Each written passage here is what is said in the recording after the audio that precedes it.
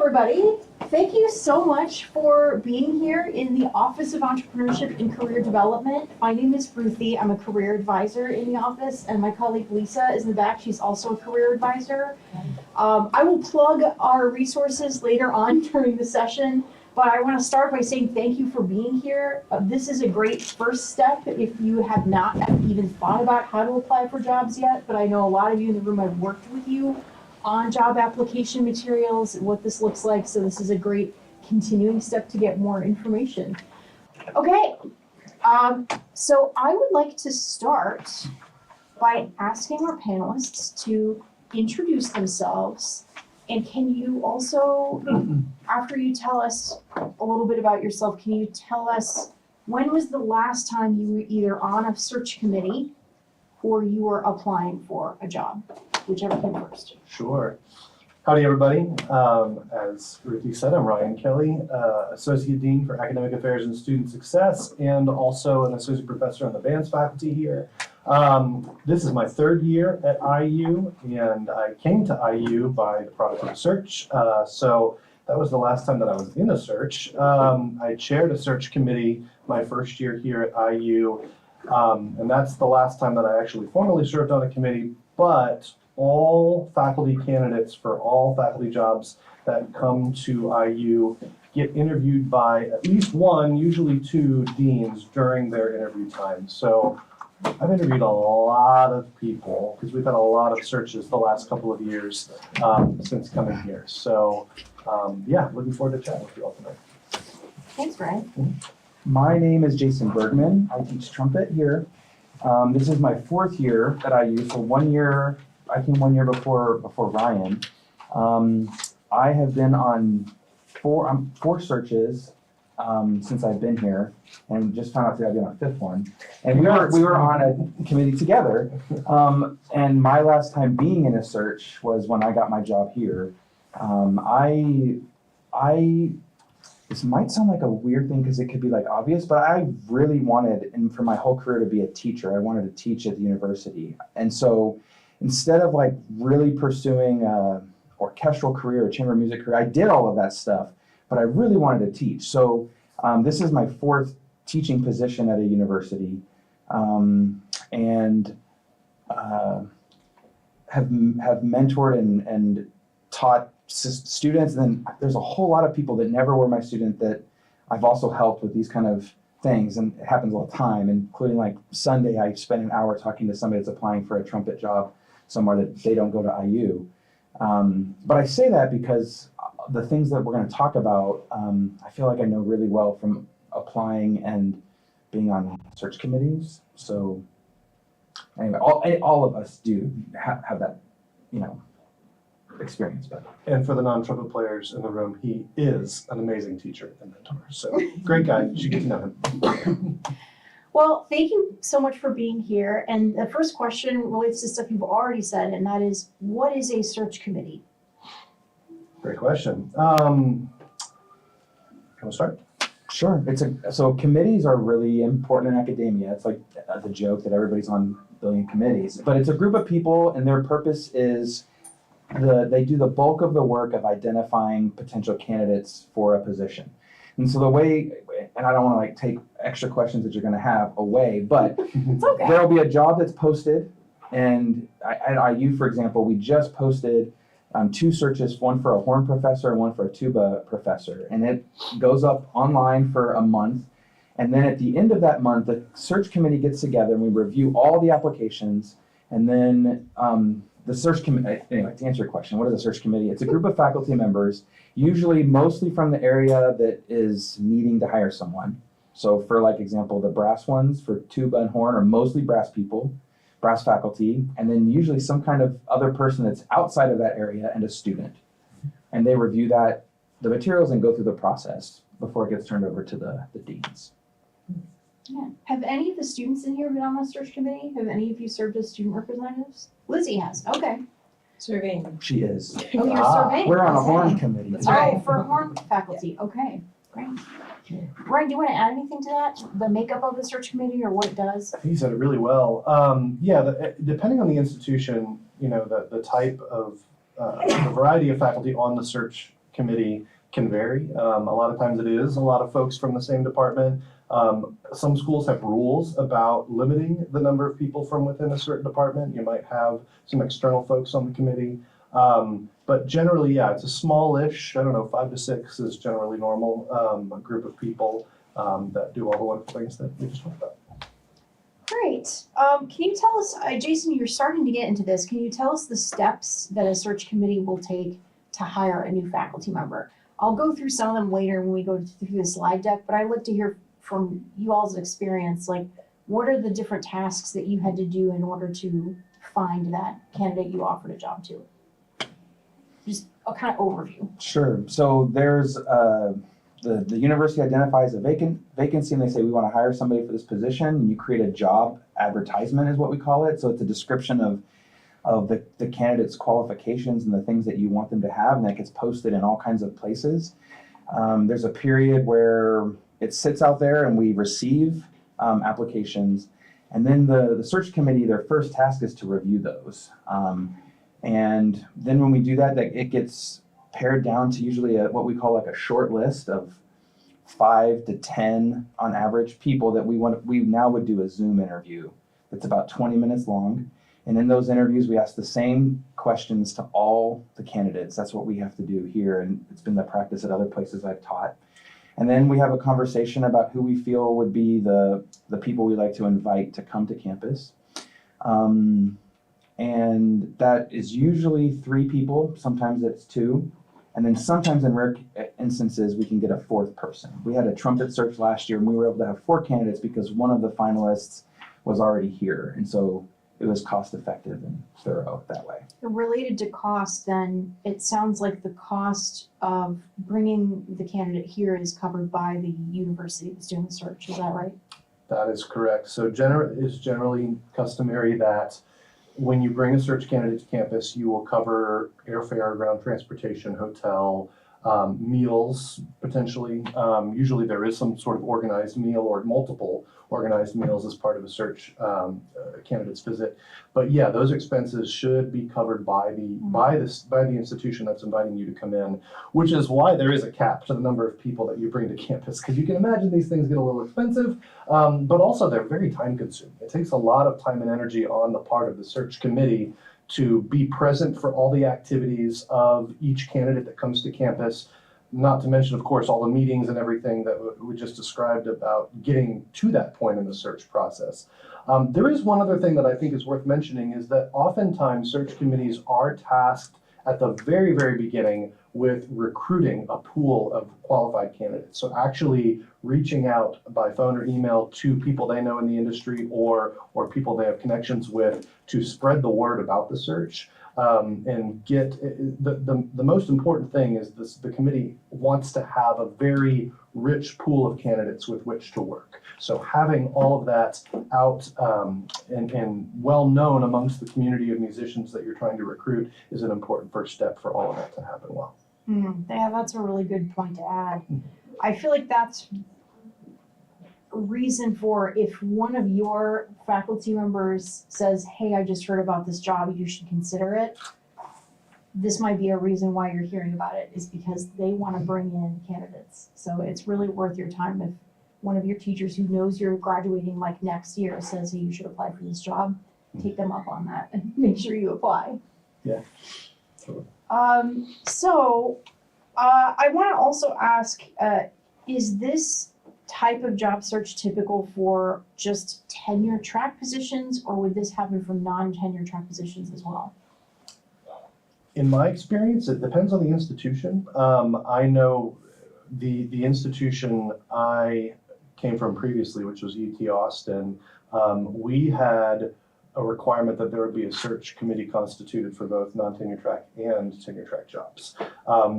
But that doesn't necessarily cover every single job that there might be. For example, sometimes if there's a short-term lecturer position or a temporary hire, those don't generally come with search committees. But if it's a full-time, like this is a step on your CV, it's a full-time employment position of any kind, the practice was having a search committee. Here at IU, I've seen it go both ways. So it really does depend, I think, a little bit on the nature of the position, and also what are the expectations of that position, and what type of audience are you seeking for that search. Most often, we talk about searches as being national searches, in that we advertise in national publications to let people know that these searches are happening. And so, the scope of the search and how broad or how wide of a net you're looking to cast to find candidates has some bearing on that. I have another question that just came to mind from that. You said national search and that you post in national publications. Mhm. Can you talk about some of the places that a school like Jacobs and other of our not competitors, what's the word, peer institutions, where our peer institutions will post jobs? Sure. I'll name a couple, and if you're thinking of some that I don't think of. A big one is the College Music Society maintains what's called the music vacancy list. How many people have heard of that? A few? Okay. It's worth the price of admission for the student membership in the College Music Society just to get access to that list, because it's a very, very popular resource for institutions to post jobs. There's all sorts of periodicals like Inside Higher Ed. Higher Ed Jobs is one that is for all of higher ed, not just music. What else? Help me, what are some ones? You said higher ed jobs, right? Yep. I was distracted because an awesome trumpet player just walked in the door. Yeah, come in. Sorry to embarrass you, Stephen. Depending on the type of job, it might also go to like the academic organization. Like the trumpets. We have the International Trumpet Guild, and they'll have job postings there. There's random. There's other websites in the brass world. There's a thing called Last Row? Yep.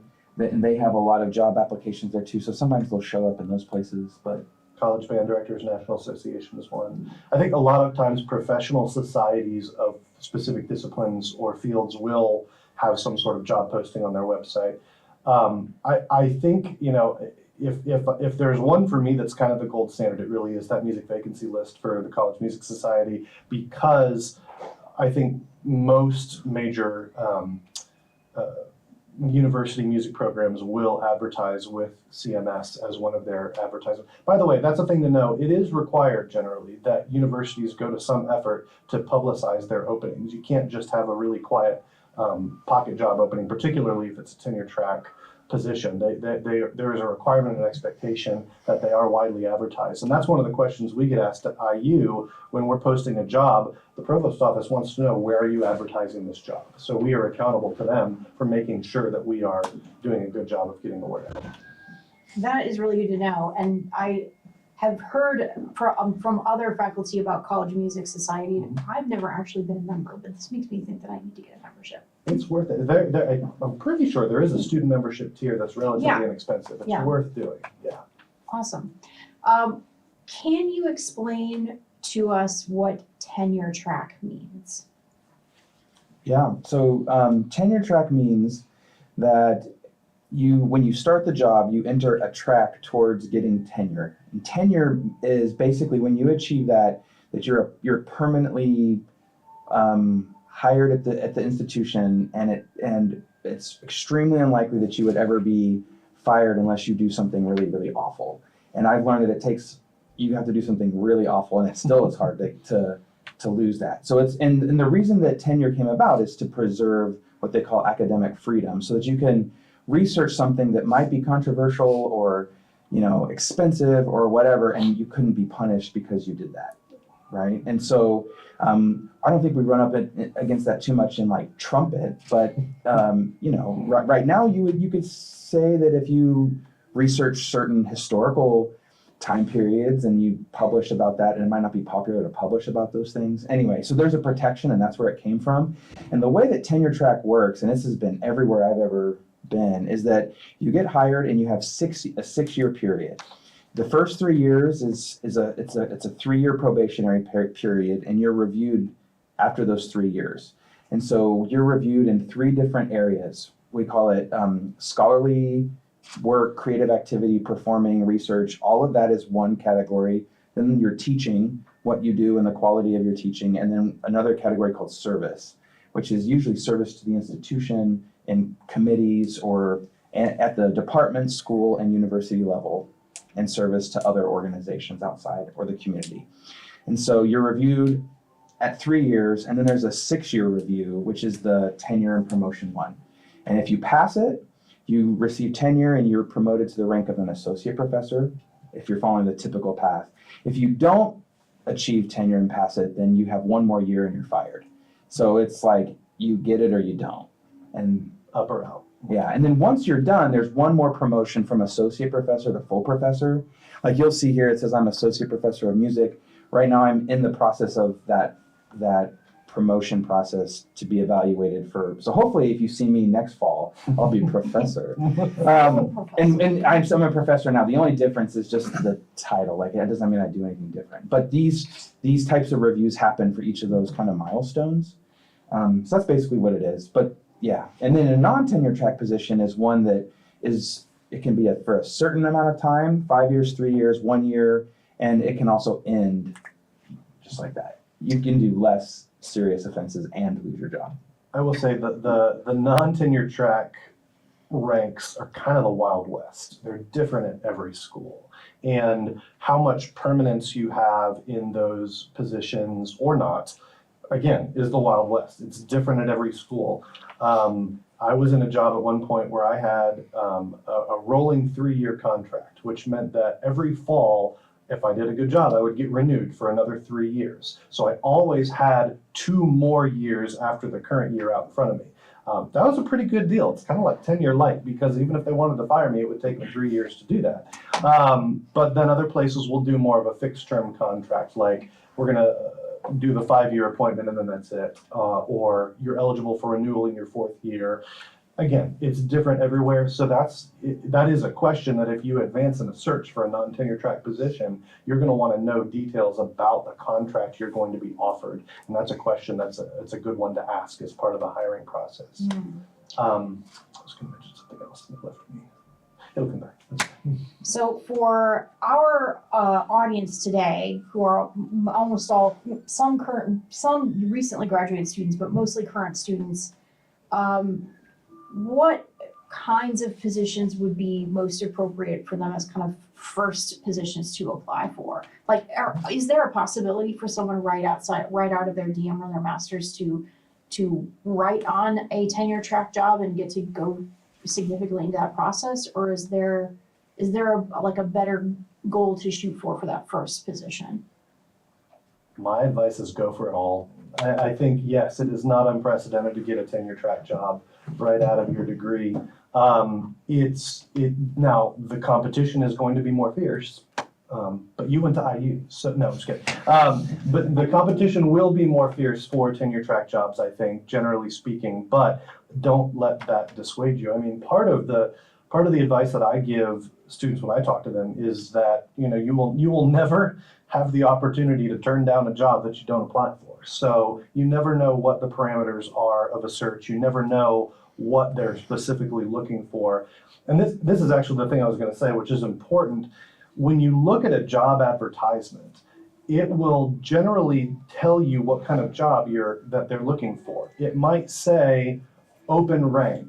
That means they would hire somebody as an assistant professor straight out of their graduate degree, or they would be willing to hire a very senior, experienced full professor who's been out teaching in the world for a long time, and they're not specifying a preference. It might say assistant professor only. That means they are specifically looking to hire a more junior faculty member. They're not looking to hire somebody who's got 20 years of teaching experience. They're looking for somebody who is in an earlier stage of their career to hire. It might say lecturer. That's generally a clue that it's a non-tenure track position. But again, the non-tenure track is the Wild West. Those titles are different at every university. But generally speaking, if you see assistant professor, associate, or full professor, or open rank, those are for tenure track positions. Yeah, and I would just add on a few things. I agree with Ryan. Apply for everything, because you never know. I mean, what's that office quote, like you miss 100% of the shots that you don't take, Wayne Gretzky, Michael Scott. It's the same thing. Apply for everything you don't know. I mean, my first job was at the University of Southern Mississippi, and it was tenure track, and I was ABD, so I didn't even finish. I did my last recital there my first year. And then there's also people that go 10 years and don't get a tenure track job. It just kind of depends, but you just have to like try. You know, IU is different because since I've been here, almost all the searches I'm aware of, either that I've been on a committee for or known about, we tend to search at open rank, which is an interesting strategic choice. But we can do that. So like in the trumpet search that I was hired from 4 years ago, I was hired at the rank of associate professor and I was able to come in with tenure. That's very rare. So I didn't have to do that tenure review. I did that 3 other times at North Texas and other places where I worked. But they did, just so you know, if someone is hired here with tenure, they actually do a review. It just happens like really quick. It's a different kind of way. But you know, last year on our trumpet search, we had candidates that would come in at full professor with tenure, which is actually what ended up happening. But we also had a finalist that was an assistant professor who had been teaching for 2 years, and he was incredible. And we could just as well had him. It would have been amazing, right? So, but he wouldn't have like if he had thought, oh, it's just IU and it's only like big fancy full professors, and he didn't apply. We wouldn't have been able to bring him in, right? So I would say apply for everything. And just one other thing, sorry to interrupt, Brian. I was just going to say, at the very least, by applying, every time you apply, your materials will get better and better and better.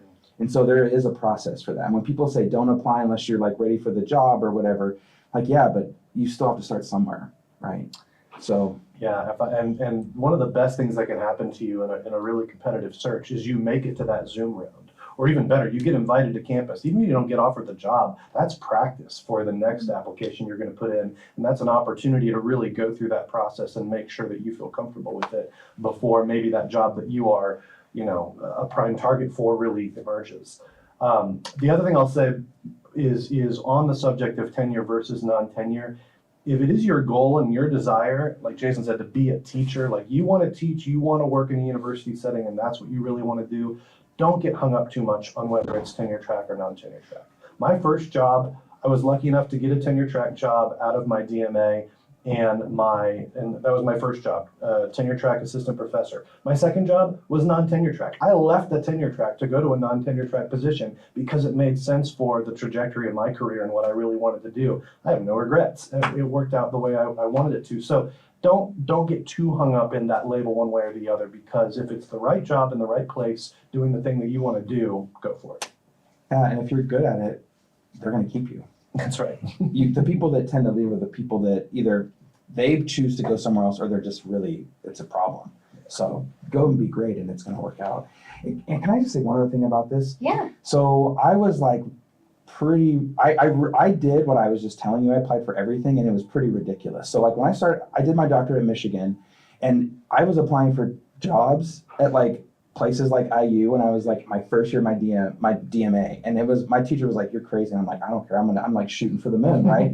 And so Matt is one of my doctoral students here, and we're going to look soon later this year. I have a file where I kept all the applications that I never heard back from. And there's like 15 of them. So it was like from my September of my freshman, or my first year of my doctorate, to when I got my job at Southern Miss that I told you about. There were like 15 jobs. And those 15, I never heard back ever. There was one time where I got like a year later, thanks, we've like closed this position and you didn't get it. And then I could tell you the story about how I got Southern Miss, how it happened. But then once I got my job at Southern Miss, I was a finalist for 100% of the auditions, jobs that I applied for, and I won 100% of them. So I applied for 3 other jobs and I got all of them. I just got really lucky. So like I went through a whole period where I never heard back, and it was super discouraging. And I thought about going up the McDonald's corporate ladder and like just throwing it away. But then when I did get my chance, all of that work had paid off. And then I just knew if I could get to talk to people in an interview, it would be different. And so don't give up, because all you need is one place to give you a shot. Yeah. But if you don't apply, you won't get the shot. All you need is one yes. Yeah, 100%. So you've both mentioned application materials. I'm going to go through more detail about kind of each of the typical application materials in the second half of the workshop, but I wanted to ask you if you had any advice for our students on crafting those application materials, kind of general advice for things that to-dos or not to-dos when they're making their application. I do. Go for it. I have some pretty strong feelings about it. The first one is like, come to this office and talk to Ruthie. And like, she is an expert. All of the team here, they're experts at looking at your materials. And you don't have, like, whatever your instrument or voice or field is that you are, you don't have to have an expert in that field give you feedback on it. In fact, it's even better to have fresh. And the people that work in this office are amazing. So like, don't miss the chance to, like, you're at one of the best O.E.C.D type offices in the country with experts. Like, that's the first thing. And the second thing is, okay, so if you're applying for an applied teaching job like me, like an instrument or voice, not music history or theory, but part of your application is probably going to be a recording. In my opinion, that's the most important thing. And the first minute of that recording is the most important thing. And it's not about what you play, it's how you sound doing it. I used to, all those jobs that I was applying for that I never heard back, I was playing like really hard stuff because I thought, oh, they want to hear me play the whatever trumpet concerto and blah, blah, blah, blah, blah. And I was like, okay at it. And then I was like, what if I just put something better? So I played something that wasn't like easier, but like I played an unaccompanied piece. Back then you had to send in a CD. There wasn't YouTube or stuff. I'm not that old, but it was before that. And so my CD, I just thought, what if I make the first minute really, really great? And as soon as I did that, I had my first interview. And like when you're a student, you like think I'm gonna just put my recital stuff, and sometimes you play.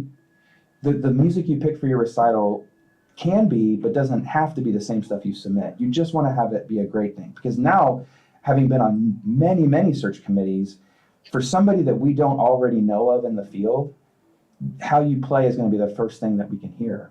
And if you're on a search committee for here it's been less, but the trumpet search, I can't tell you the exact number, because I don't think I'm allowed to, but let's just suppose it's around 50 people that apply. If we had 50 people and they send 40 minutes of music each, you might get the first minute listened to, right? So like, what is your first opening statement going to be? Make it great. Because the people that sound great are the people that were like, oh, let's give that person a shot.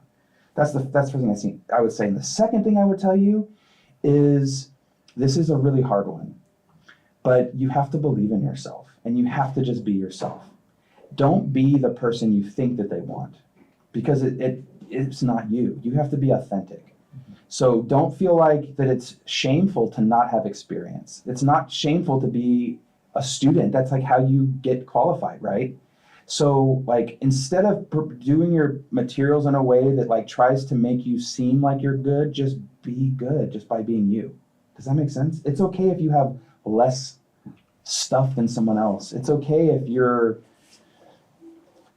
the more authentic you can be, the stronger it's going to be. Because if you represent yourself something that you're not, then if you do make it to a Zoom round or to on campus, they're going to be like, that's a different person. And that's going to be a negative, right? But the best thing you can be always in every situation in your whole life, but definitely in these, is also to just be you.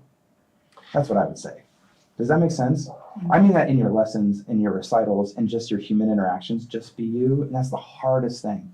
But when you don't know that, like, when you don't have a job, it's easy to feel like you have to prove your worth. But that's not what happens in these things. They're looking for the right fit. So like, maybe see yourself as like an ice cream. Like when you're on a search committee, it's like they're looking for the right fit for the job. And you like, if you were all applying, I would look, and it's like I'm at like, I don't know, chocolate mousse, and like there's cookies and cream and like chocolate and strawberry and whatever. And like, we just are looking for the whatever flavor we want. Does that make sense? And so you be the best like rocky road that there could be. And if it's not the right fit, then it won't work. And if it is, it'll work. Does that make sense? I don't know if that makes sense. I think that makes sense. I'm gonna add two small things to that. One is just reemphasizing a point that he already said, and don't brush over this point.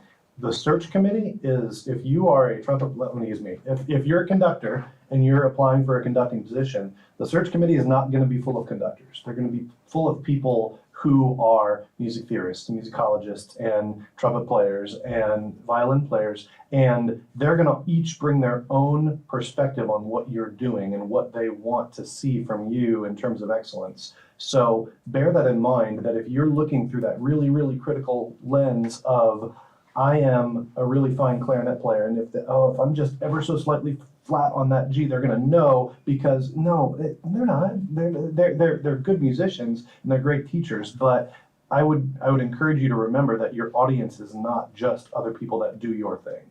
And then the second thing I would add is, I'll again use this from the perspective of a conductor. When I was preparing my videos for job applications, the most important thing for me, and then you can use this as a metaphor for whatever your thing is, the most important thing that I was told to do was make sure whatever you say in that rehearsal, that you make the students in front of you better, that you're doing something to demonstrate the effect of your teaching and your impact if you're demonstrating your teaching or your rehearsing or whatever.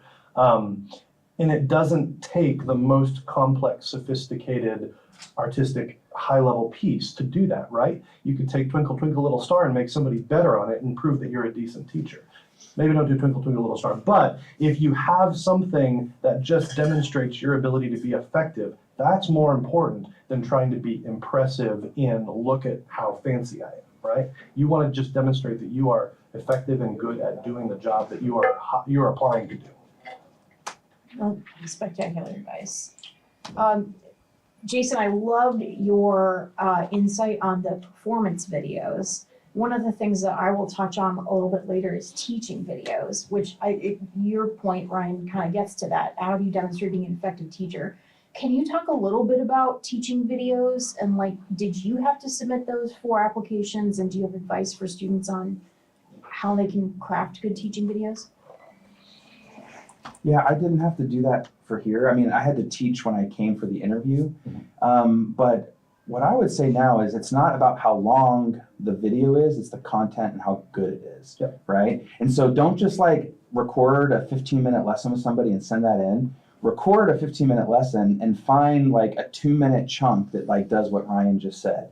That you have your student play or your band or orchestra perform something, and then you give some kind of feedback, and then they did that thing. Try to show the best impact of what you can do as a teacher that also is authentic to you. It's that shows how you really are. But that's what I would say.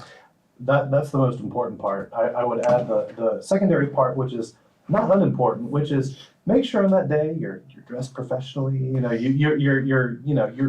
conveying a good impression about who you are, not just as a teacher, but also as a future colleague for the people that are looking to hire you. And I think that's it's the important part is the substance of what you're doing in that video, but also you want to convey yourself in your most positive light to the people that are going to review it, because again, the first impressions matter if you're reviewing 50 applications and they're only going to see the first 60 seconds of that video.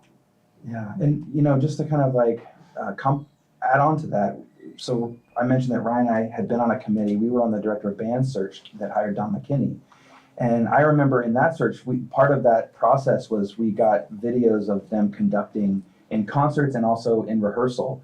And my perspective was, I did not care about their ictus at all. He would know about that, but I know what that word is, but I didn't care about that. I kept thinking, if I was a trumpet player in their band, how would I feel? Yeah. And then how would my trumpet players feel in their band? Yeah. And it was yes, no, yes. I was super clear, right? And then the other thing too is those of you in this room, you guys should all be friends.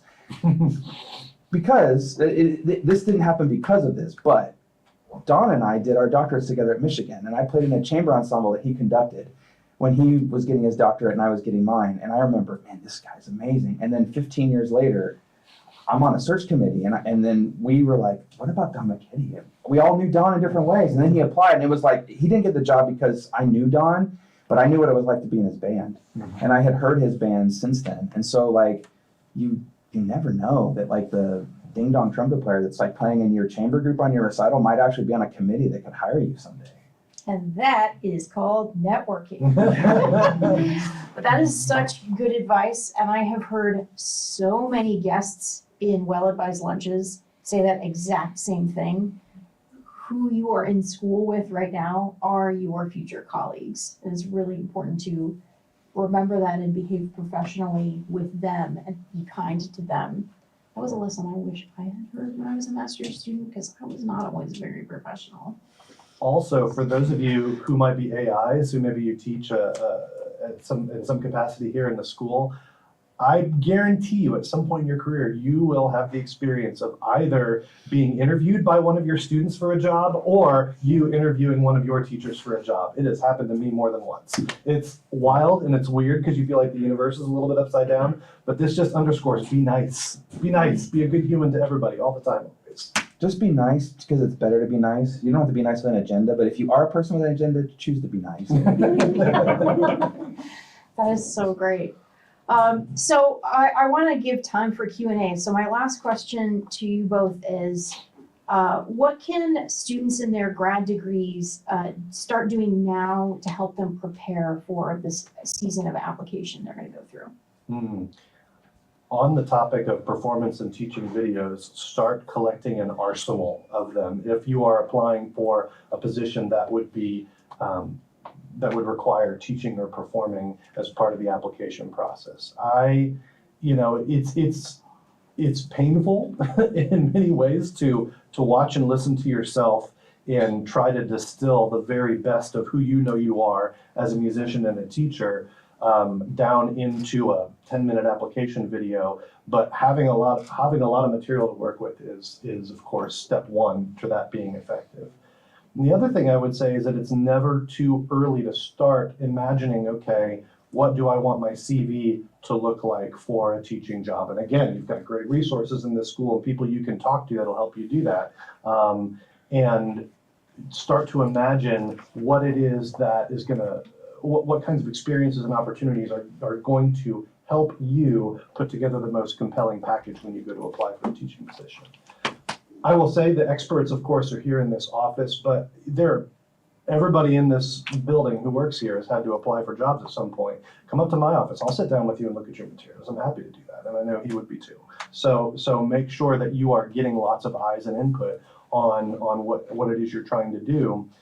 There is no one perfect answer to what does the perfect CV look like, what does the perfect video look like, what does the perfect paper look like for an academic position, but getting lots of input is how you kind of narrow it down to where you think your strengths are going to present themselves the best. What he said, I totally agree. Along the idea about getting all of your stuff together, I think, Matt, we talked about this, but having this, I'm like, we got to have some more conversations.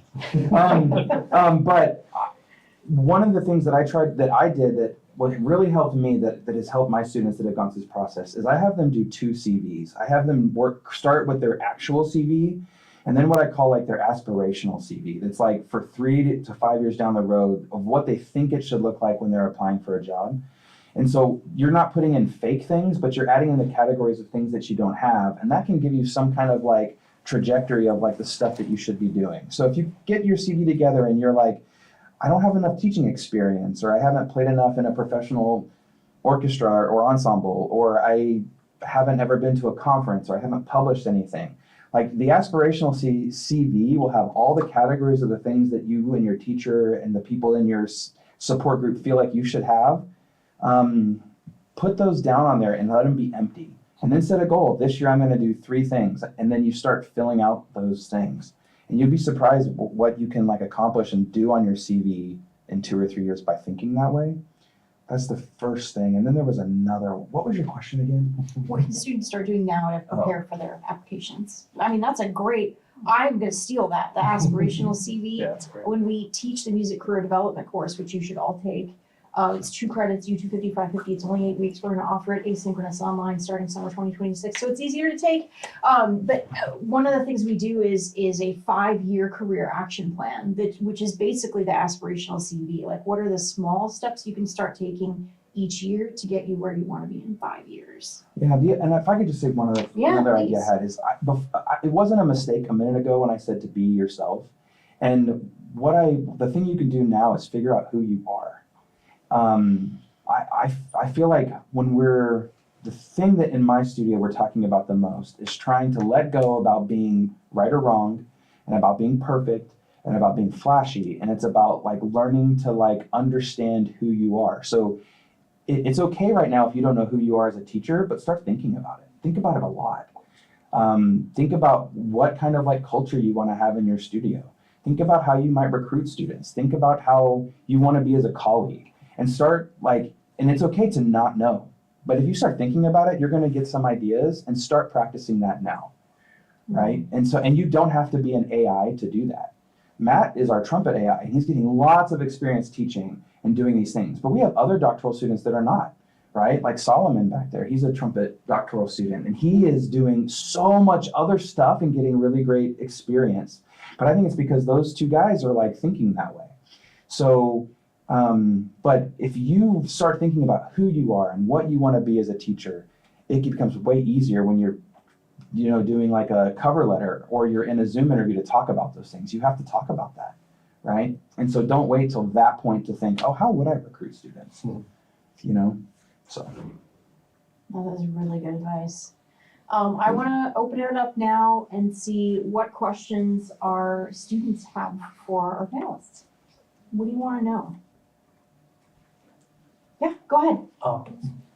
I'm fourth year of doctorate in piano performance right now. Two questions related to the first step of the dive into the job marketing. I started seeing all the requirements that I need to make up, and most of the schools, the college level schools, the requirement is that I needed to have the 3 years college level teaching experiences. I don't know if AI is counted as the college level teaching experience, but what I heard is it doesn't count. And there is an ironical thing going on. How do you get experience when you don't have experience? Yeah. So the question was, does associate instructor teaching count as college level experience? And maybe we can have a broader conversation on how to gain college level teaching experience for that qualification.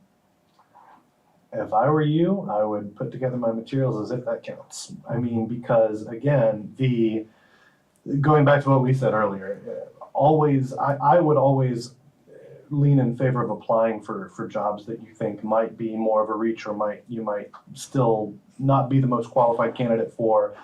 Apply anyway. And the thing is, I think having experience as an AI teaching other college students, to me, again, that counts as teaching experience. But if you are not, if you are up against somebody who doesn't have that experience, then you're the more favorable candidate. Or if there are other things about candidates in the pool who might have a full-time job teaching at a school where there are other things about their fit for the position that aren't as ideal, then you're the candidate. So I would not let that deter you, and I would choose to interpret the requirements liberally in that teaching is teaching. And so if it says you must have 3 years as a full-time faculty member at an institution with A in the first name, and I wouldn't worry too much about it. I would go for it anyway. 100%. The way I often talk about this with students is I say, like, don't disqualify yourself. Yeah, Apply and let them disqualify you. that's right. But don't count yourself out from applying, even if you meet the minimum qualifications. Yeah. Sorry, Jason. No, yeah, I totally agree. So I told you my first job was at the University of Southern Mississippi, and I was there for 5 years. And my second job was at the University of North Texas. I had no business winning that job. I thought I had no chance at all, and I did. So and I didn't have things that were in the job requirement that I had to do, but I had some of them, and they came up in the interview. They talked about tell us about your graduate teaching experience. Well, thankfully Southern has had that, and I had taught, graduate students, but not many, not for the equivalent of at a place like North Texas. But I said, I've done this, and this is what I would do if I was at North Texas. So you can also frame things and show what you would do. I did a very similar thing on a job application, and I ended up a finalist. I didn't think I would, but I just said, I haven't done that, but I've done this. And they said, okay, and I learned. I think, did you have a second question? I thought you said you had two. What's Another your one second is, question? some schools, not every school, but some schools require the teaching examples as well. But the format of the teaching recording thing, is it also possible to submit with the Zoom lesson? Or like, do you think it's better to submit with the in-person lesson? So the question was for a requirement for the application to submit a teaching video. Is a Zoom lesson a good teaching video to submit, or should it be in person? I would say if you have the option, choose the one that paints your teaching in the best light. If you had just a killer lesson on Zoom and the student you were working with got a lot better and showed great growth as a result of your great teaching, go with that one. If you've got an in-person lesson that didn't go as well, that's not going to represent your teaching as well, don't go with that one. I would say always paint yourself in the best light. If it's all things being equal, I would probably go with the in-person lesson. But if you felt stronger about an example in which you were teaching on Zoom and that painted you as a better teacher, go with that one. Yeah, this is an example of like what I would was talking about earlier in my studio. I would maybe ask you to change the question. Instead of thinking right or wrong, think does it show you at your best as a teacher? If it does, that's what you want to submit. And if it doesn't, don't do it. Who cares if it's like right or wrong, right? It's like if you say you're a piano player. Yeah. And so like if you were gonna, now like Norman might kill me for saying this, but like let's say you were gonna play the Goldberg variations, right? I don't know, it's pretty compelling to hear Glenn Gould play them, and they're way different than anybody else, right? Just be you. Does that make sense? Instead of I think we get it. We hold ourselves back when we get into this thing about what's the right or wrong thing. Mm-hmm. It's right if it shows you at your best and what you do. In my opinion, it's way easier for me to say that but I wish I had thought that way when I was like in your shoes. Those are really good questions. Thank Yeah. you. She had her hand up at the Oh, back. yeah.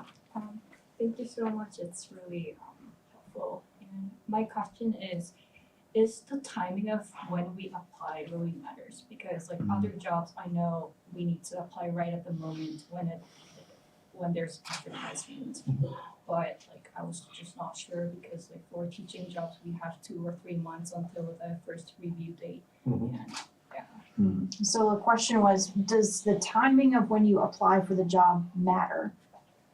Right away when it opens or any time in the window before the deadline, does it matter? I don't know. I'm pondering this one. I mean, let's start with the obvious. You want it in before that review deadline, because even though that's typically a soft close, meaning that they will still look at their applications after that deadline, you want it in by the deadline. We'll start there. I don't know. What do you think? I don't know. I think it depends on a couple different things.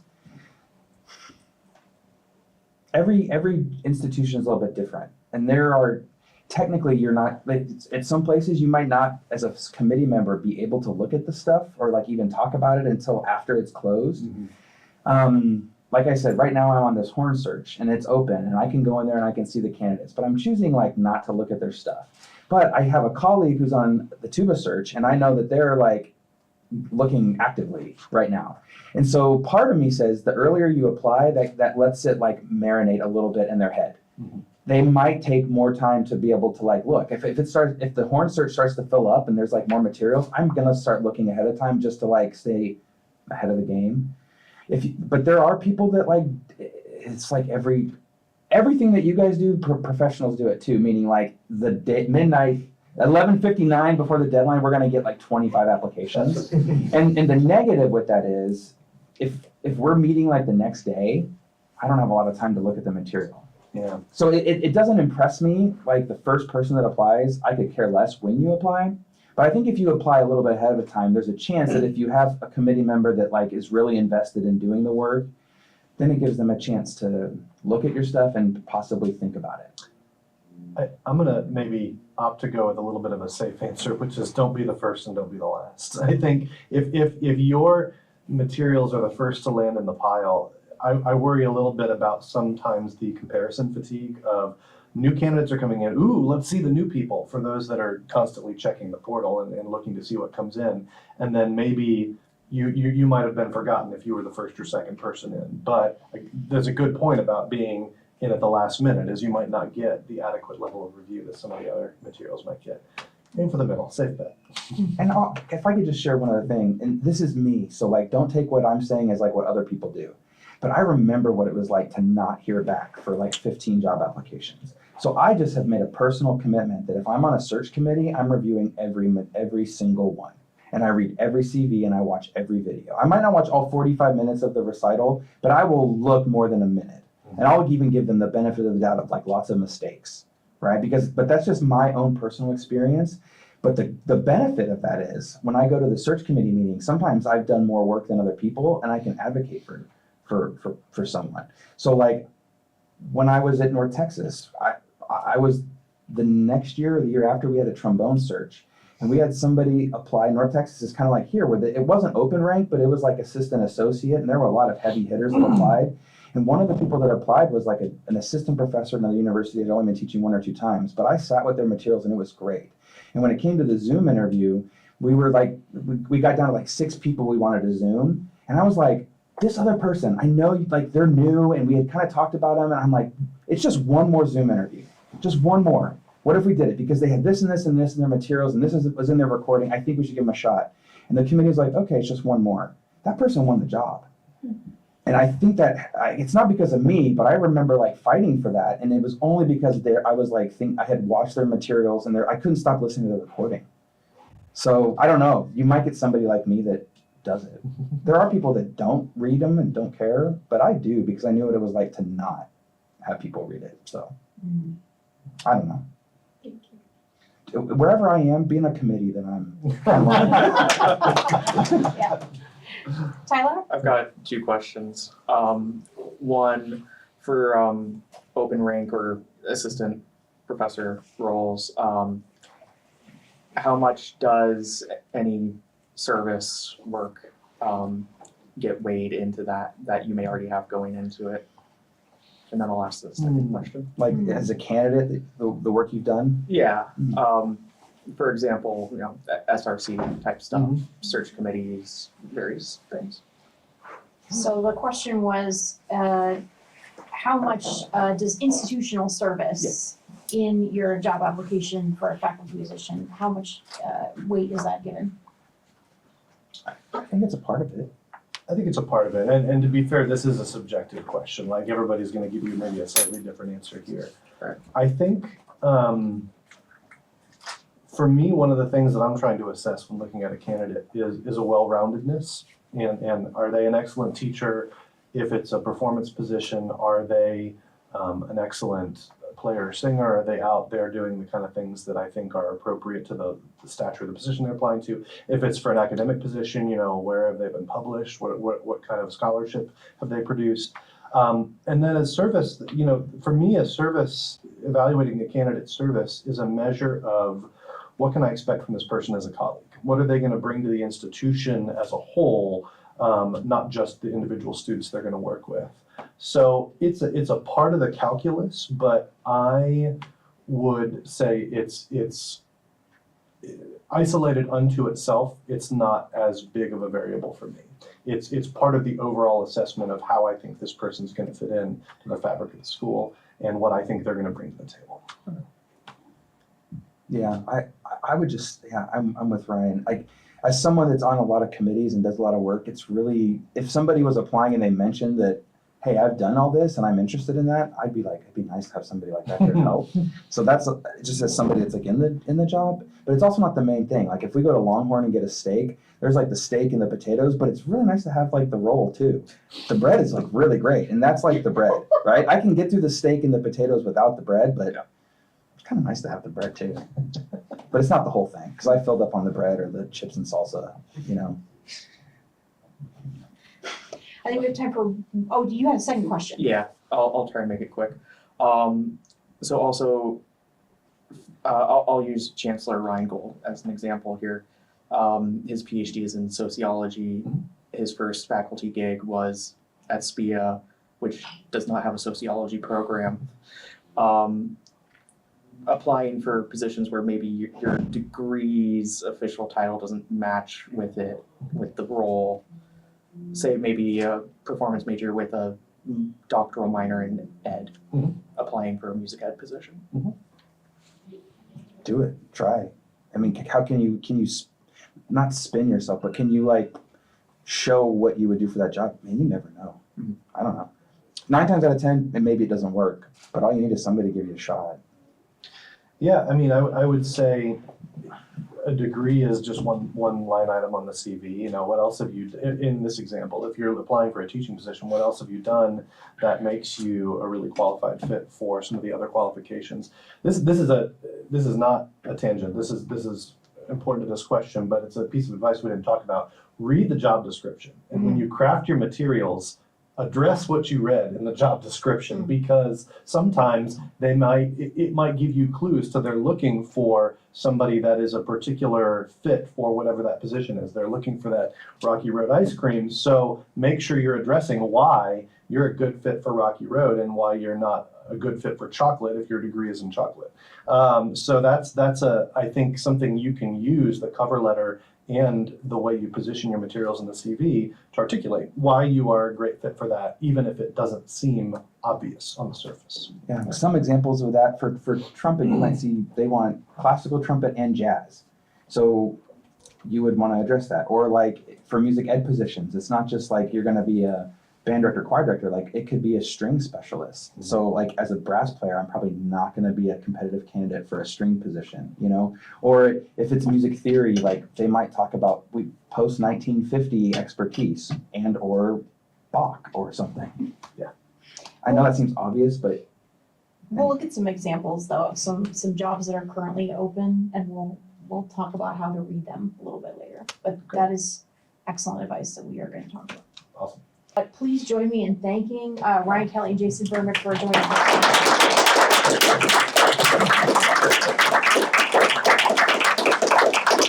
Thanks so much. Going through the faculty job search and going through building these application materials, it really takes support. It is a challenge. It's a job by itself just to make a job application, like a set of materials. And our whole job, Lisa and I's whole salary, goes toward helping you. We are paid to support you on your career pathway.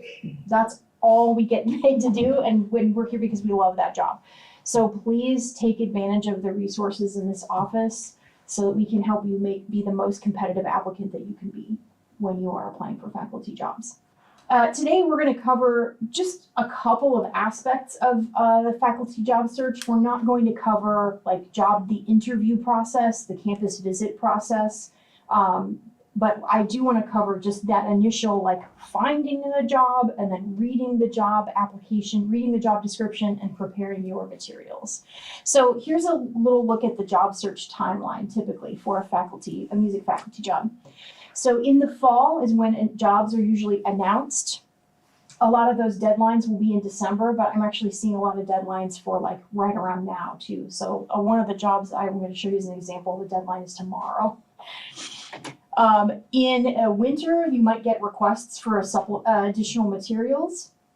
So you might get a request for a teaching statement or videos that maybe they didn't request initially, and that's a good sign. That means you are still in the running for the job. They are still considering you. In early winter, they'll start doing some Zoom interviews, virtual interviews. Then they will invite a small group of applicants for on-campus interviews. And then typically job announcements are made in April, May.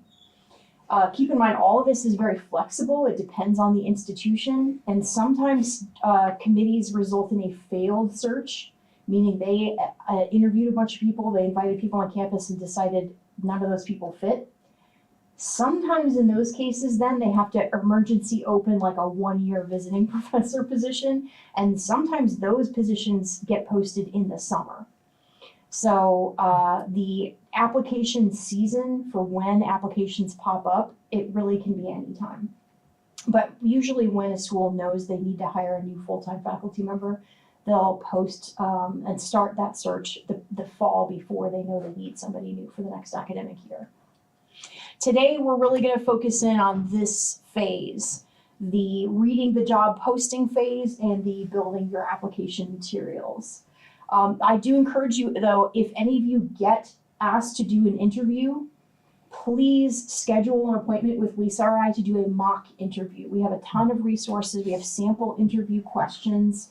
We can recreate the environment, the Zoom environment with you. We can debrief with you on your questions, and also practice with other people when you get to that interview stage. But since that's such an individual process, the interview process, we're not going to get into that today. Okay, let's talk about reading those job announcements. And you heard a lot of this material from our two panelists. So the job announcements will contain the rank, and they will have a variety of these different words in there: assistant, full, associate, adjunct, visiting, pool, lecturer. There's a great Wikipedia page that explains academic ranks in America, and I will link that in the handout that you'll get after this session. But I literally found that this afternoon. I was like, how am I going to explain what all of these are? But I found it very enlightening. Like Jason and Ryan said, apply for what you are qualified for. So even if you think like, man, there's no way I can get a tenure-track job in my first year outside, you might. Because you're getting a degree from Jacobs. That's not nothing, right? That holds a lot of water. So apply widely, but if you definitely know you're going to be in a certain region, like so let's say you know your spouse is in Colorado and you know you're going to be moving to Colorado to join them after you finish your doctorate degree, then you might want to look for adjunct or pool positions in schools in Colorado, because that at least gets you some teaching experience in a job while you can continue your full-time search after that. They'll also have qualifications. Almost always they'll say minimum qualifications, and then they'll have like a preferred qualifications section. Make sure you meet the minimum qualifications, but if you don't meet the preferred qualifications, apply anyway. Don't disqualify yourself. So if you meet those minimum qualifications, that means you are qualified to apply. Then they'll often include other specific things they're looking for, and I'll show you some examples in a second. They will tell you what materials they want you to send, and we will talk in some detail about each of the different kinds of materials. And then they'll give a deadline for when the applications will no longer be considered. So I'm going to show you some examples now. First, we'll look at this assistant professor of music and voice. And this is from Higher Ed Jobs. This is one resource I recommend you look at to find job postings. Completely free? Yes, this one you do not need a subscription for. So right away you're seeing some details for what they're asking for. 2 positions, mezzo soprano or contralto, and tenor. And academic year, tenure-track position, and beginning August 2026. So this is already giving you a lot of information. Academic year, this might mean that it's not a 12-month position. It might mean that it's a 10 or a 9-month position, which means you are not getting paid for every month of the year. That's also something to consider. You might see 9-month or 10-month FTE. FTE stands for full-time equivalent. So that's something to think about. That means those other months of the year, you might need another position for supplemental income. Some schools do spread the paychecks out over the 12 months. Both of the previous schools I've been at did that. IU does not do that. Wow. Yeah. So that's a nice thing. What they do is they just take out a little from each check that you would have gotten, and they save that in reserve so that you get paid in June, July, and August. That's something to keep in mind. When you see the salary for 10 months, you might have to do a little calculating to see, well, what does that mean for a year? And then this says tenure track, which means you have the potential when you're applying and being accepted for this position to remain on in that school as you go through the tenure process. Then it's giving the responsibilities for the position. So you read through these very carefully, and these would be the things you talk about in your cover letter. All of the ways in which your previous experience makes you a good fit for the position based on these responsibilities. Here's those minimum qualifications.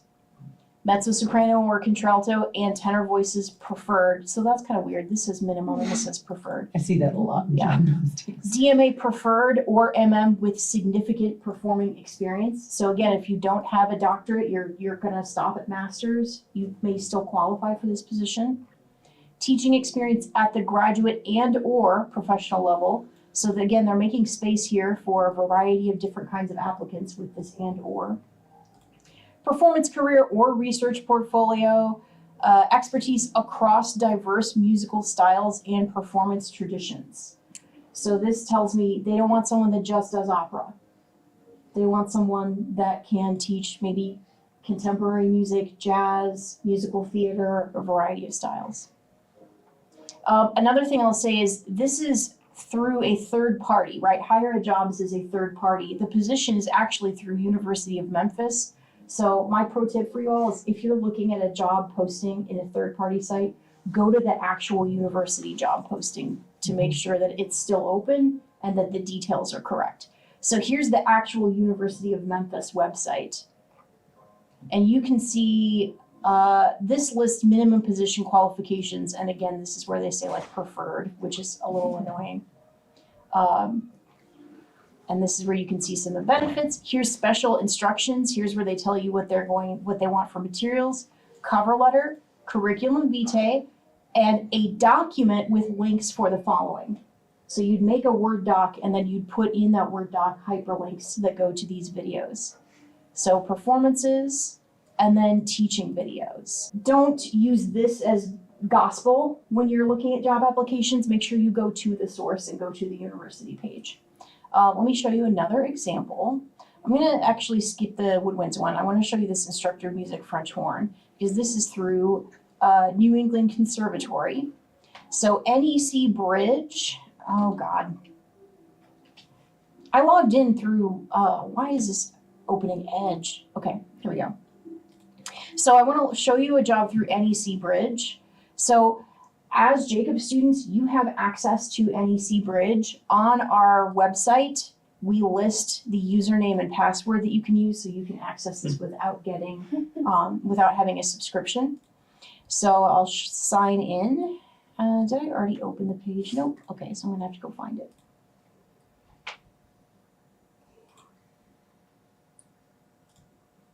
Where is it?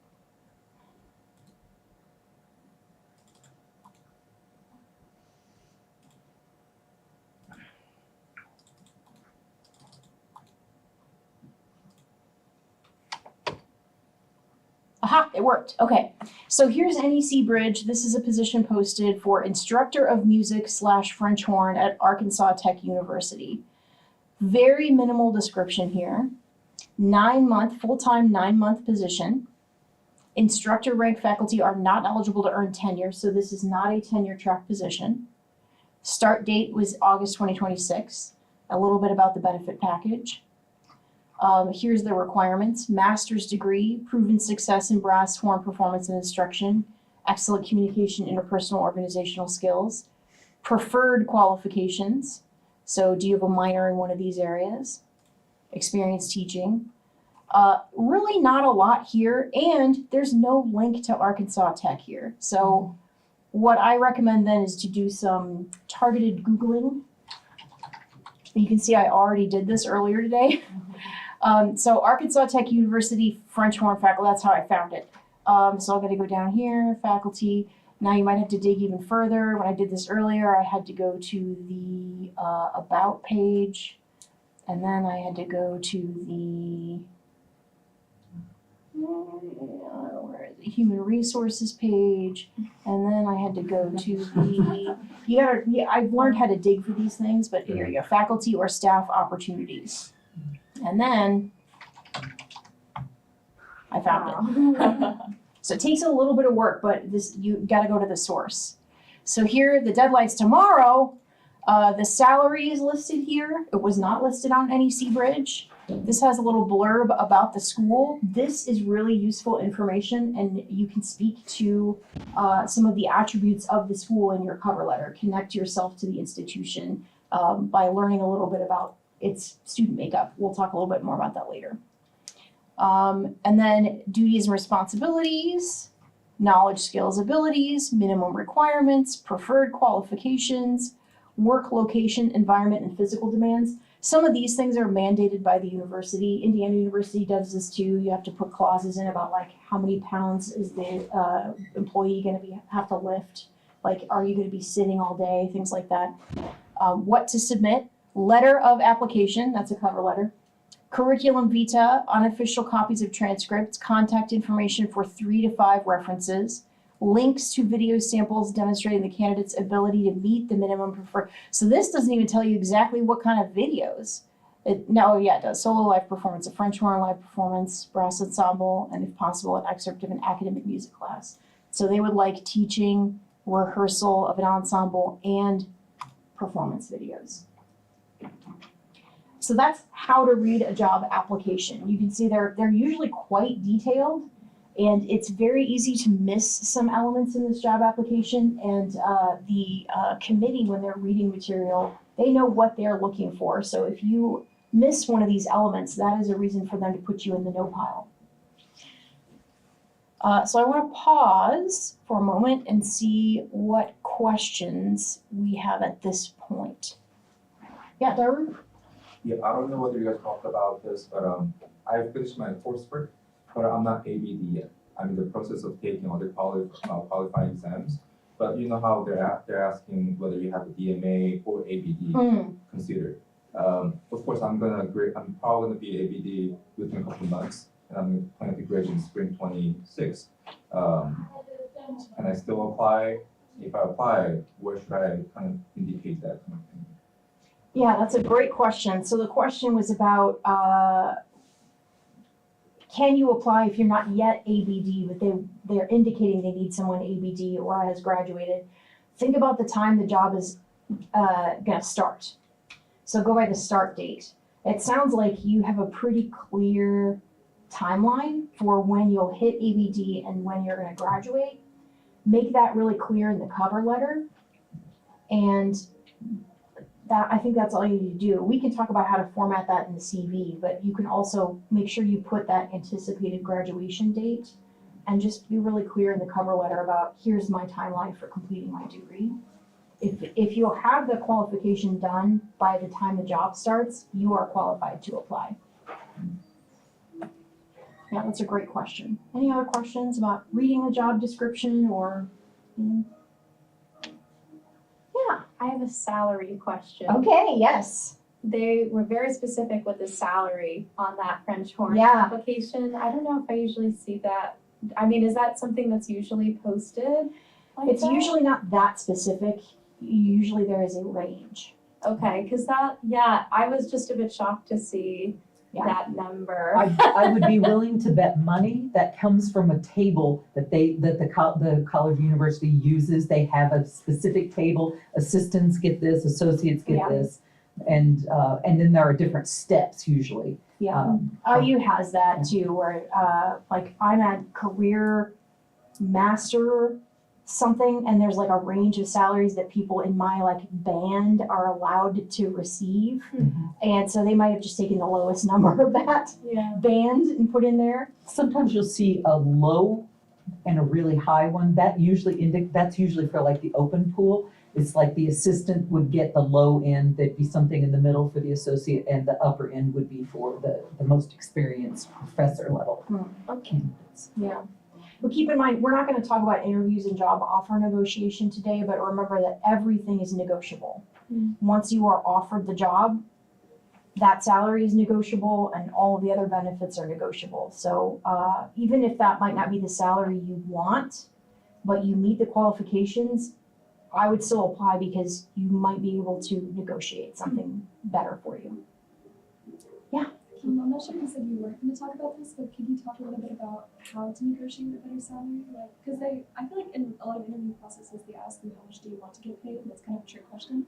So You are right. So the question was, are we going to talk about negotiating, job offer negotiation? We are not going to spend time on that today, but you're absolutely right that they are tricky sometimes in job interviews, and there are a lot of great techniques and a lot of books on how to negotiate, and that's also something that Lisa and I can talk with you about. when you get to that stage where you're offered something, don't accept anything the minute they offer it to you. Talk to other people first about how to negotiate. Could you real quick like recommend a couple books? I don't have them on the top of my head, but come over and talk to me after the session. I'll get your email. I can send you some books. But especially for women, there's a lot of research that shows that women are less likely to negotiate than men, and some of that is just the way that we are socialized to be accommodating and to be people pleasers, right? So it's especially important for the women in this room for you to be learn about job offer negotiation and be ready to negotiate when you're offered a job. I was wondering specifically about reading the job description. Yeah. Like we had a little bit of an example of like fuzzy clarity there. How do we go about asking about things like that if like we really don't quite know if we're on the right track to submitting the right stuff if it's unclear? Yeah, so questions about lacking a little bit of clarity in the job description, how do you ask? That is a really good question. And it depends on what you need clarity on, I think. First, I would not start by reaching out to the hiring manager or the committee. I would start by asking other people to read it and see if they're seeing the same thing you are, like friends, mentors, somebody that you trust.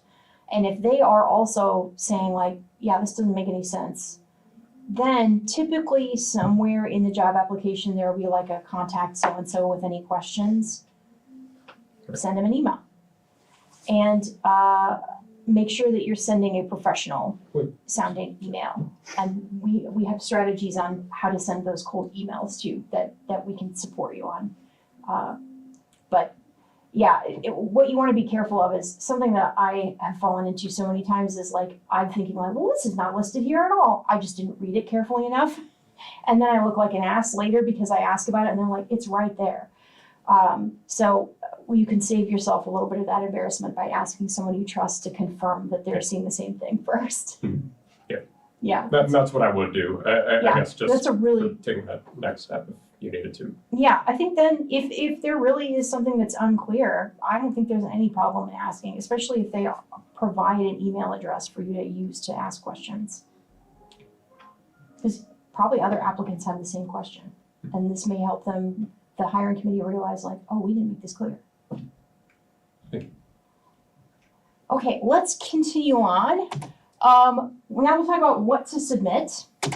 First thing, only submit the stuff they request.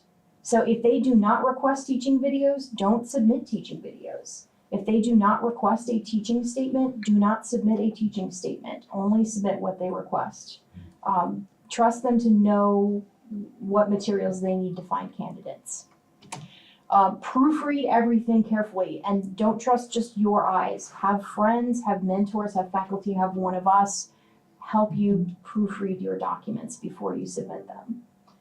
It's really easy to miss something, a misspelled composer's name in your repertoire list, or you didn't catch in your template cover letter that you didn't replace the university name and you had the other university's name in there.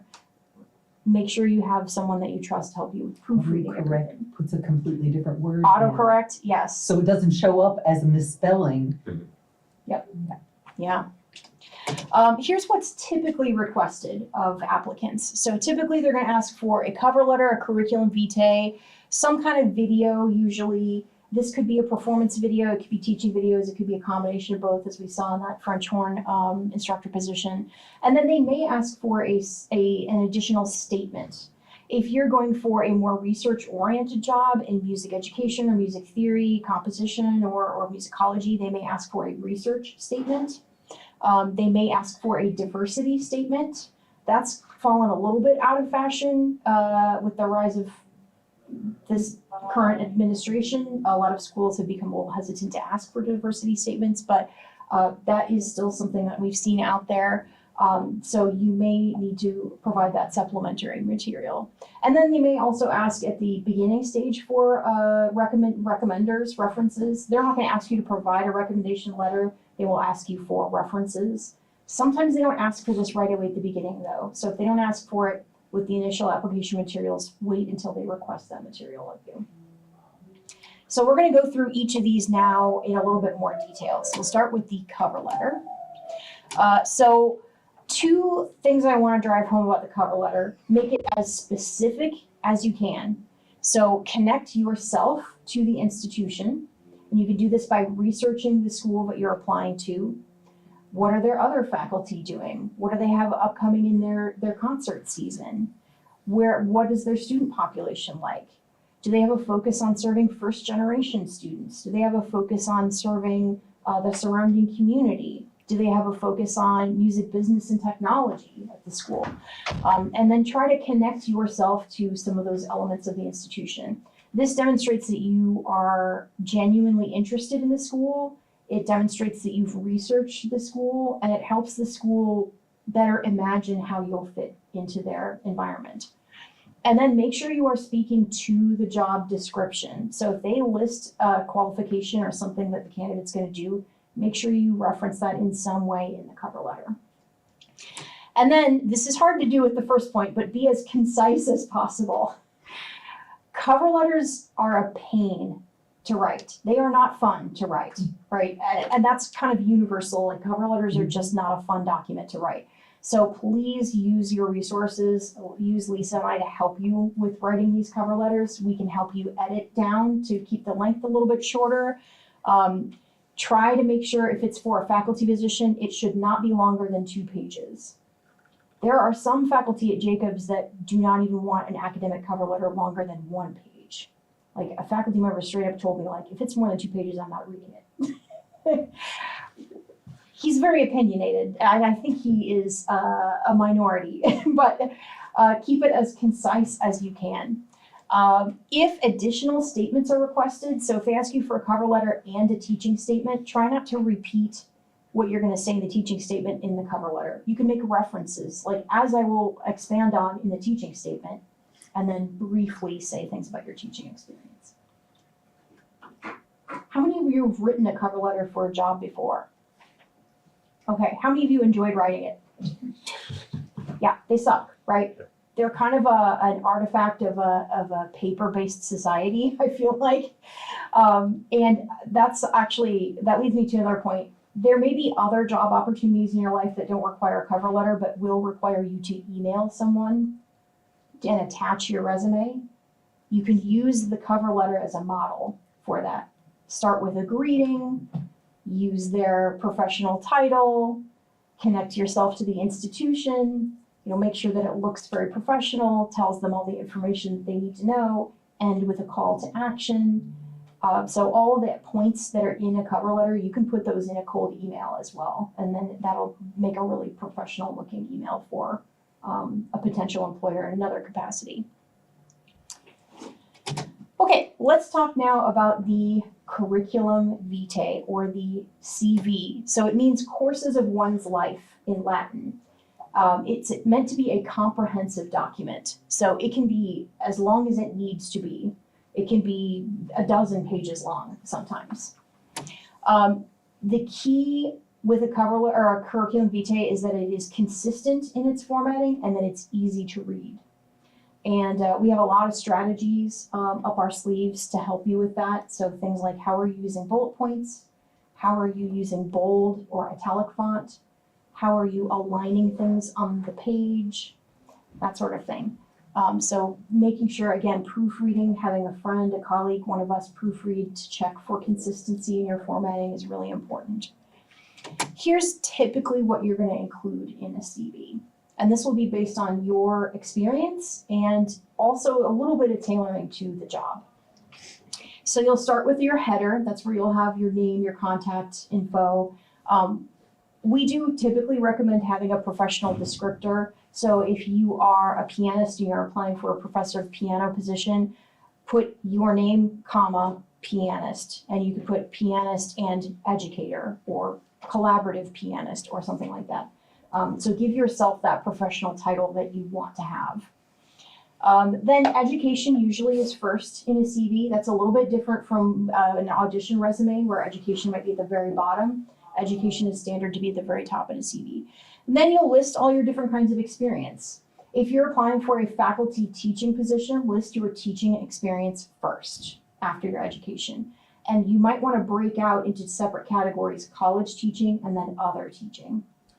Then you'll have a performance experience, your administrative experience, so times that you maybe have served as treasurer in a club or student organization, or times you've worked as a receptionist at a music academy. That's valuable experience to include in your CV because it shows you can do admin work, which you have to do as a faculty member. Then community engagement, your teachers, festivals, master classes, then basically everything else in your audition resume you're also going to put in your CV. Let's look at some examples, and this also will help me show you one of our, oh God, open Edge again. Okay, so you've already got this logged in. This will also help me show you one of our resources, which is the JSOM Career Resources Canvas page. You should all have access to this when you go into Canvas. If when you go in your dashboard, you don't see the course here, it should look like this. If you don't see it here, please send an email to our office and we will make sure to get you access. We try every year to add all of the incoming students to the Canvas page, but sometimes people fall through the cracks. So it should be here in Canvas, and we have all these different sections with different examples, templates, some helpful tips on how to create these documents. So first I'll show you the cover letter section since we just talked about cover letters. So we got quick facts. For applying for faculty positions, look at the information on academic cover letters. And this can help you organize your thoughts, the different sections you might want to address in your cover letter. So research or creative work, so that would be performance, teaching, service. We have reference guides. We have a template for a cover letter. So this is what they often look like. And we have examples. Here's an example of an academic cover letter that I actually used ChatGPT to generate this, and it did a pretty good job. It has a whole bunch of brackets in here for where you would put in your own information, but this is a pretty good example of what it's formatted like and what the tone of a cover letter typically sounds like. But I think this last one is our best example, Assistant Professor of Music cover letter.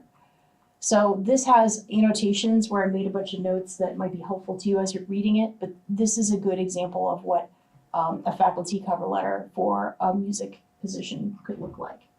So please do go and read those, and they might help you model your first cover letters.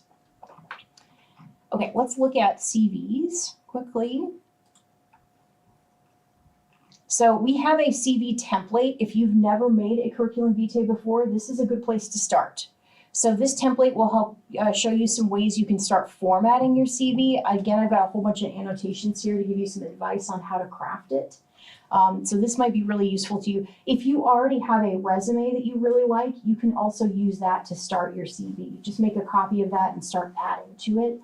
If you already like the format that you have, there's no reason for you to make a completely new document. But this can show you some of the sections you might want to use, ways you might want to format some things, and then references can be on the very last page of the CV as their own page. We have a whole bunch of examples in here too. So a lot of these have slightly different formats, different categories, different way of presenting information. So please feel free to go and look at the different examples. None of these have to be models for your CV. They're just meant to be, look at all the different ways this document can look. There's no one right way. Okay.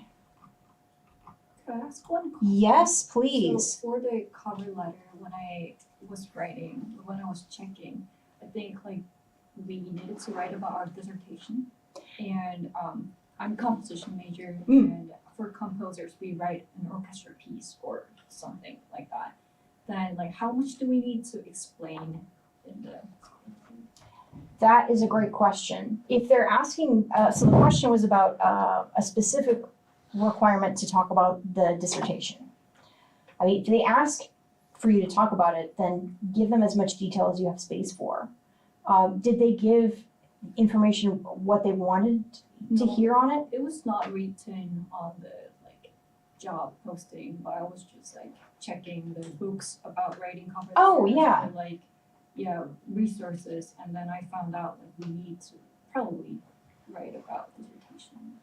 I think it is good advice. If your degree requires a final project, a thesis, a document, a dissertation, a recital, that is used in your doctoral or master's degree as the culmination of your study, and you spent a lot of time and energy and work making that. So I think it is good to talk about it as a representation of what you can do.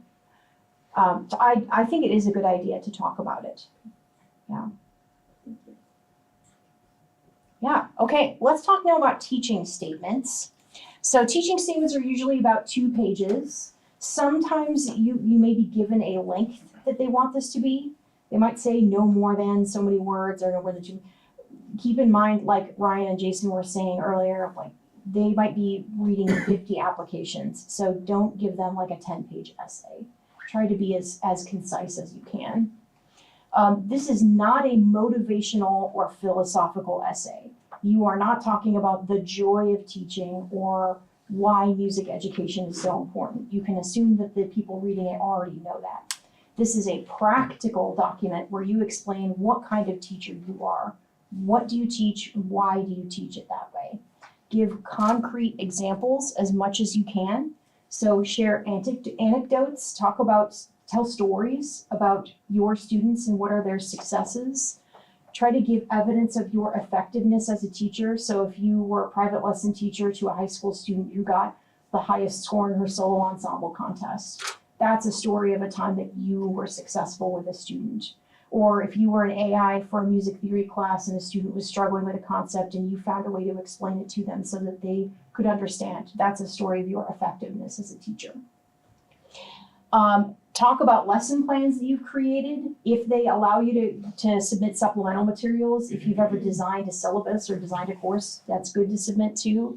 Talk about quotes from student evaluations if you have those. Talk about what textbooks, what teaching methods you use and why you find them effective. Give as much concrete information as you can. The trap that I think most students fall into with the teaching statement is they want to talk about how great teaching is and how worthy a profession it is and how much music means to them and their students. The committee didn't care about that. They want to make sure that you are a good teacher and a good fit for the need that they have at their school for a teacher. Let's talk about teaching videos. I'm not going to talk about performance videos. I think Jason gave the best advice I've ever heard on that, and that's like play something that you know you can play really well and make sure that first minute of the video is strong. That was great advice. Follow that. For teaching videos, because I'm a reformed music theorist, so I actually did have to do teaching videos for myself. So this is something I feel like I have a little bit more insider knowledge on. Don't wait to start taking teaching videos for when you start applying for faculty positions. Start now. Start, like Jason said, start building a little catalog of videos of you teaching. Because you never know what lesson it's going to be with a student where you have an epiphany and that student like suddenly like realizes how effective you are, like demonstrates something that you've never seen in a lesson before. So record yourself whenever you can. To that point, whenever you can means when you can get permission. So make sure you get permission from the student, and if they are under 18, from the student's parents to record them. Even if you get permission, if you then plan to submit that video, you may want to confirm again, and the parent then may ask you to like blur their face or they may rescind that permission. So it's really important when working with children, especially if you want to submit those teaching videos, make sure you get permission. And then don't tell the student necessarily, well, you need to tell the student, but I wouldn't whip out the phone for just 15 minutes. One thing that some of my students have done is they'll start a semester with a student saying like, I'm going to record lessons. Is this okay with you? Get permission from the student. And then every time you have a lesson, set up a camera in an inconspicuous place and just let it go. Because then the student will kind of get used to it and they won't act like they're on camera. And you'll be able to capture those moments of your teaching brilliance a little bit more easily. And then like Jason said, don't send a 45-minute video of the entire lesson. Edit down to a moment that demonstrates your effectiveness in teaching. And if they ask for like a document where you can put links, provide a little description of what they're going to see in the video. Okay.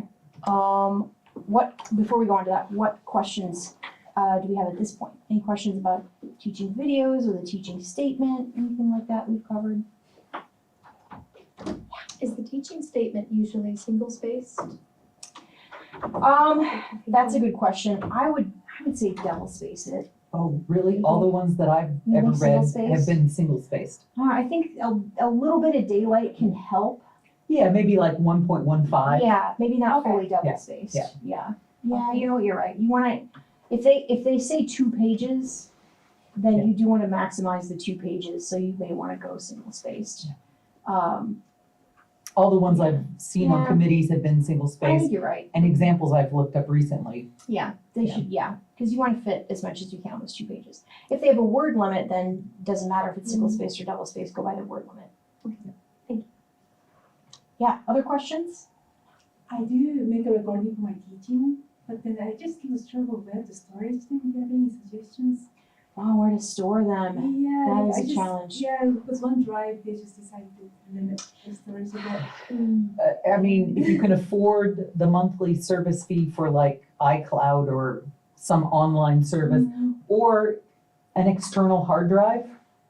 Yeah, they're Yeah. cheaper and cheaper now. If you can do like a 1 terabyte external hard drive, they're getting a lot cheaper. And if you can get in the habit of going, oh, there was a great moment in this lesson, and go and edit that down and then dump the rest of it. Or if they were lessons that you know, there's nothing in here I would use for future reference, then you can just dump it and not Sounds keep good, it. Yeah, Yeah, I think that's good advice. thank you. Just do a regular review to get rid of old It's files. hard though, because it's, It's accumulating in it. Yeah. Yeah.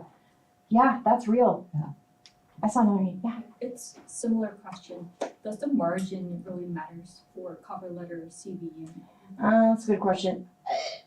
So I do recommend using a narrow margin, like 0.5 inches or 3.27 centimeters, I think.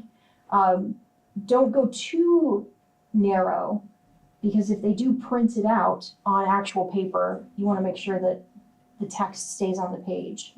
But especially if you have a page limit, you want to maximize space on the page, you can go with a small margin. Thank you. Yeah, great questions. Okay, let's talk about recommendation letters. This really should be titled references, because you will not be actually sending the recommendation letters. That will never touch your hands. You will be giving references, names of people, and then they will be submitting letters of recommendation. So usually I'll have about 3 to 4 references. We saw the example that said 3 to 5. They may not call all of those people, but this is how many you can kind of plan to have ready. The references should be able to speak to your suitability for the position. So if your private lesson teacher has never seen you teach, actually that's not a good example, because you should include your primary faculty member. If one of the references you're considering has never seen you teach before and you're applying for a teaching position, they may not be the best reference for you. One of your references, though, should be your major teacher or your dissertation advisor, your faculty advisor. It would look strange if you did not include your primary teacher as one of your references. That might signal that you had a challenging relationship with them or something. Make sure you ask each person you would like to be a reference at least a month in advance, if you can, of applying. But you want to give your references some time, because they may be asked by a lot of other students to provide references. So try to give them some advanced warning and tell them what jobs you are applying for. Tell your references, send them a link, and send them your current CV or resume too, so they have a little bit of context. That will help them write a better reference for you. Send them your application material, send them your CV. I often, if a student asks me for a recommendation, I often ask them to send me their resume, because then I can like, oh yeah, I remember they told me they did this then. Otherwise, I might forget. Be specific with your references about what you think you might need from them, and ask them, you know, if you need any more information from me, please let me know, something like that. Sometimes if you have very specific areas where your references come from, you know, I want you to highlight this particular thing, and then you can ask a different reference to highlight a different thing. That way your references are all commenting about different areas of your application. Yeah, that's a good point. So if one of your references, you remember that they watched you observe, or they observed you teaching and you did something amazing in that class, you could say, try to jog their memory a little bit, and like, if you can, could you please reference the time that you observed me teaching? I remember that being a really good example of my teaching ability, something like that. And then follow up with your references. Thank them later if you learn that they were contacted through the search. Make sure to thank them for helping you, because they're going to help you get jobs. I want to talk about all the different resources that our office has for you and just other resources you should consider using while you're going through this process. So I showed you the Canvas page. I also want to show you our website. So this is our O.E.C.D website. If you just do an internet search for JSOM space O.E.C.D, you'll find it. And then if you click on resources, you'll see a whole bunch of really helpful resources that we have put together to help you. And the one I want to show you right now is the job boards page. So we have our professions in music poster first, then different resources you can look at. Handshake actually has a job collection function, and I've made a collection there called Great for Jacobs School of Music Students. It's all of the different, oh, that's great. Okay, well, I'll make sure that link is working later. We also have some information here on how to spot fraudulent jobs. That is a thing that happens a lot. If you get an email to your Outlook telling you that there's a job and that it is quick money and that it doesn't come from an IU email address, it's probably not a real job. So just be careful with fraudulent job postings. Okay, but then you can look at all of these different categories that have different job boards. So we're going to look at higher education. These are a collection of different websites that have job boards for different jobs. So there's a job board for community colleges. There's a wiki for more academic jobs in music. American Musicological Society, College Music Society, which Ryan and Jason recommended, higheradjobs.com, which we looked at before. This is not an exhaustive list, but this is a really good resource for you to go to. And then look by your area of interest too. So if you are a voice major, there are a lot of resources here that may also have teaching positions listed. This might be performance opportunities and also might have teaching positions. So make sure to check these out. Other resources we have in here are professional organizations. So if you are not yet a member of a professional organization in your area, it's a really good idea to get that student membership now. The student memberships are usually cheaper, and they might give you access to a job board, and then you can list on your curriculum vitae that you are a member of the professional organization for your area. So they're all listed here. You can go find different ones that you might want to join through, some of them have more than others. Core Music Theory, it's only got 2, and we really had to search for that second one. So that is the O.E.C.D. If the portfolio page just goes to our Canvas resources. This is our Canvas page, which I just showed you. What else do I have on this list? Oh, another resource that we found, Cornell University has a really awesome website all about navigating academic job searches. And it has really detailed information on things like teaching, research statements. It's called Pathways to Success. They have like a whole bunch of sections on CVs, research, teaching, interviews, presenting your research, evaluating offers, for a question on job offer negotiation. So make sure to check these out too. These can be really helpful. Other resources are your teachers, your mentors, and us in the O.E.C.D. you are paying for our services as part of your tuition. So please make sure that you use us as a resource. And talk with your faculty members to show them your CV, show them your materials and ask for their advice. They're your area experts. They have insider knowledge on, like, I don't know, trombone playing that we don't have. But there might be some niche insider knowledge on trombone that you might want to add that they could recommend for you. It's a lot to apply for academic jobs. Yeah. And so don't get discouraged. It's a long process, as you saw with Ruthie's timeline. And sometimes you don't hear anything for a long time. Try not to get discouraged. Sometimes you're not going to hear.